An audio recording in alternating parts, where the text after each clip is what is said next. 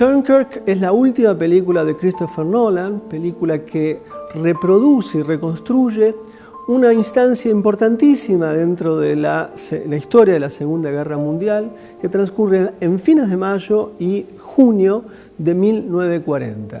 Es un momento que en el norte de Francia, justo en la zona limítrofe con Bélgica, los alemanes van venciendo, están tomando el territorio y tienen que una cantidad de soldados ingleses quedan varados, con algunos también franceses. El número era 340.000. 340.000 soldados tenían que ser rescatados de una zona en donde si no eran rescatados, lo único que les quedaba era la muerte asegurada. Bajo este concepto, la película de Nolan se divide en tres. Nolan es un director que le interesa siempre partir los relatos. Recuerden Inception, por ejemplo, pero no es la primera vez. Pero acá, en esta ocasión, esta división de los relatos funciona.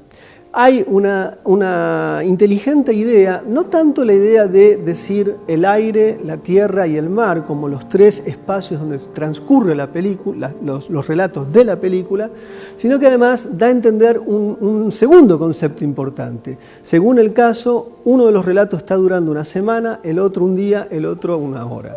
Entonces, en ese concepto general es donde funciona el film, la relación del espacio y el tiempo. Y esto en este film funciona. Hay un orden de continuidad del relato y se entiende muy pero muy bien los distintos tiempos dentro de las tres historias que están enlazadas. Los primeros 20 minutos, hay que decirlo, son magistrales. Son magistrales porque hay un trabajo extraordinario en relación del espacio, la cantidad de soldados, en este caso son extras, no son dibujitos digitales, y hay una relación muy física, hay una fisicalidad de la experiencia de guerra en una situación de absoluto, en el límite de lo imaginable para un soldado que sabe que en cualquier momento lo pueden matar, y en ese momento la película es literalmente genial. Tanto como empieza con una persecución en las calles hasta llegar a donde están todos los soldados, la posición de cámara, el aprovechamiento de la profundidad de campo, es decir, lo que está muy hacia el fondo y mirando desde el frente. En ese sentido, en esta película Nolan demuestra entender muy pero muy bien qué significa el cine como lenguaje. El problema de toda película de guerra es que las guerras no son guerras de la nada. Toda guerra tiene un contexto, todo contexto tiene un problema político y todo problema político remite a un problema económico. Una película de guerra que limpia directamente y deja esto fuera de campo es problemática. Y es problemática cuando se empieza a significar, a medida que los personajes a lo largo de las tres historias empiezan a hablar, casi diría yo que cuanto más empiezan a hablar, la película se empieza a debilitar.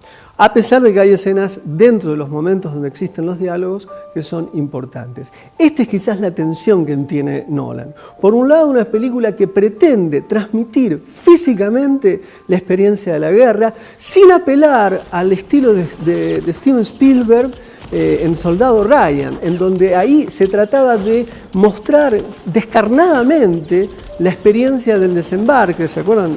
El desembarco, que era terrible lo que se veía. Nolan toma una decisión muy importante, dejar en fuera de campo las atrocidades físicas que se ven en el combate.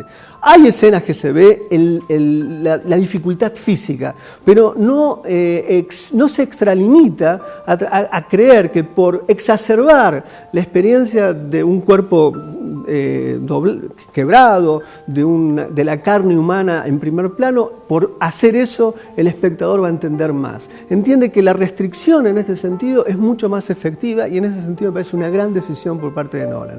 Pero insisto, el problema es a medida que la película va trabajando a partir de los diálogos, a partir de la significación, llegando hacia un final que en el contexto histórico en el que estamos no deja de ser importante. El aislacionismo británico hoy, en el momento del Brexit, es una situación que no es una decisión menor. O sea, esa también es una forma de leer la película en nuestro tiempo, porque no solamente una película remite a lo que cuenta, sino que esa película se hace en este tiempo. Y una película donde los ingleses se aíslan en el tiempo de hoy es una decisión política en cierta medida indirecta. De todas maneras, a mi juicio es lo mejor que hizo, y no estoy bajo ningún punto de vista de acuerdo con alguna crítica que leí que me pareció interesante de todas maneras, que se trataba de un excelente tráiler de 1 hora y media aproximadamente. Así que ahí está, véanla, júzguenla y podemos seguir charlando por nuestros canales de comunicación. Durkin de Christopher Nolan.